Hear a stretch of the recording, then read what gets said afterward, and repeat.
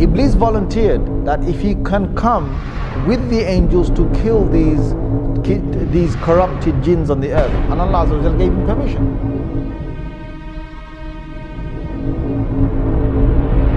Suddenly Allah reveals to the angels and He says, I am about to make on the earth a Khalifa.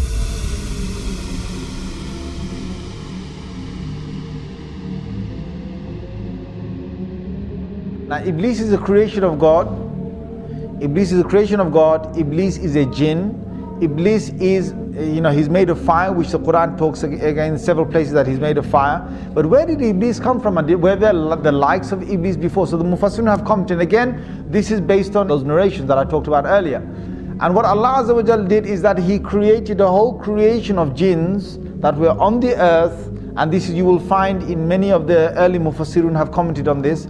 He created them on the earth and they had got taklif. Now what is taklif? Taklif is that God's now given them a responsibility to recognize Him.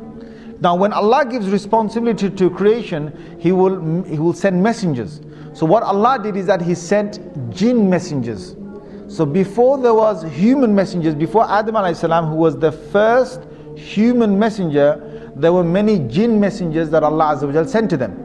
Now the jinns are made of fire, and the jinns, one of the things they have inside them, being fiery is that you're angry and you're hasty, you're fast, you're very powerful. Now the sifat and the qualities that the jinns have between them is that they are in fights and they are in quabbles and they are in superiority and who can prove who's greater. This is one of the nature of the jinns, and they're always in the spirit of challenge. Now there are good jinns. Allah Azza wa Jal has said that in Surah Jinn itself. He's talked about two different groups of jinns, and He said the salihun, and there's those who are pious and those who are not pious. Now the ones that were on the earth were both types, and messengers came down. But the messengers in the many numbers were killed by the jinns on the earth. And there was great corruption that prevailed on the earth. There was great corruption that prevailed on the earth.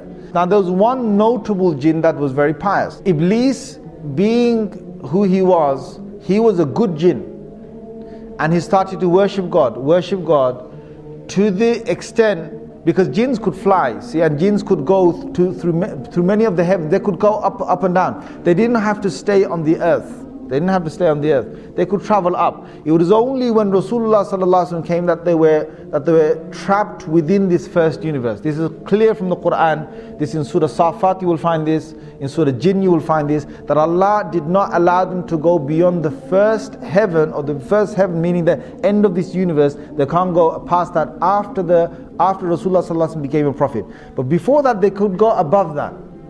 So what happened is that on these travels, Iblis proved himself that he was so close to God. And Allah Azza wa Jal then allowed him to get closer and closer, to higher and higher basically. And they say in some of these narrations that there was no space in the heavens was left, like no large space was left in the heaven, but Iblis had gone there and he had worshipped God.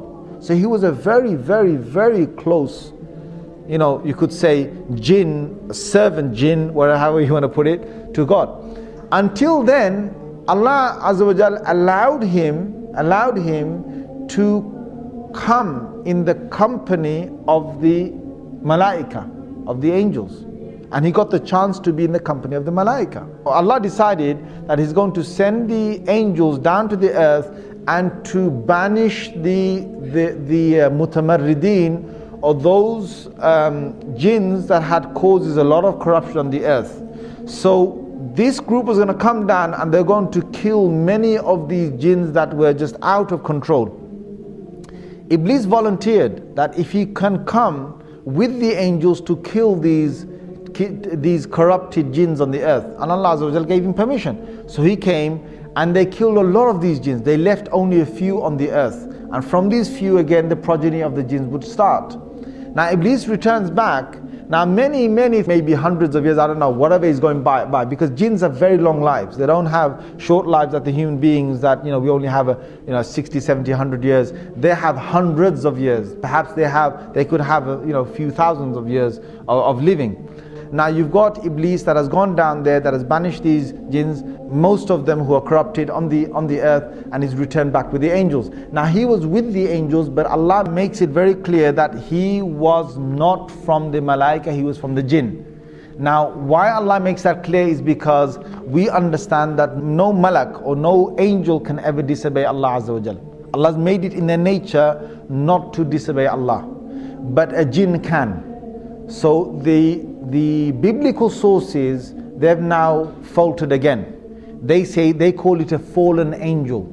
So what they say is that if an angel decides to go against the will of God or the command of God, then that angel, Allah drops him from the rank of the angels and now he becomes a fallen angel. That's the biblical sort of side, or what some of them believe.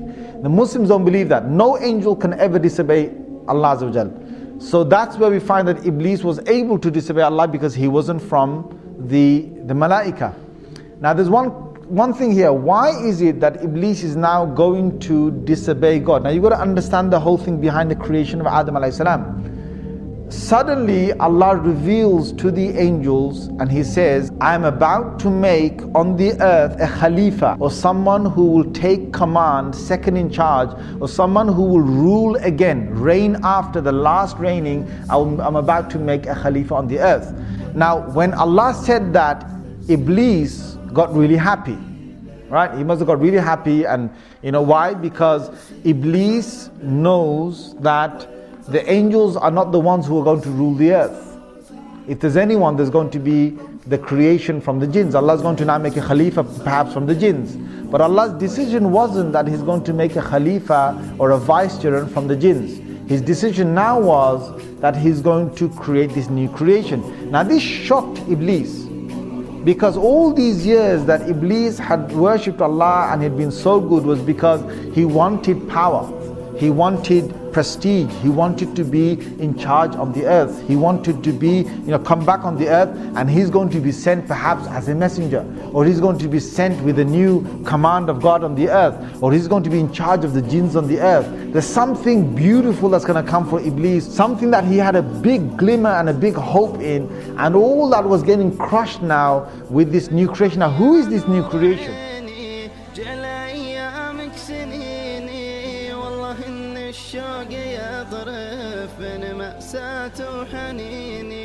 قلتها والله شاهد باللي في حبك يا جاهد أدعي المولى بتكلف إني في حبك يا جاهد.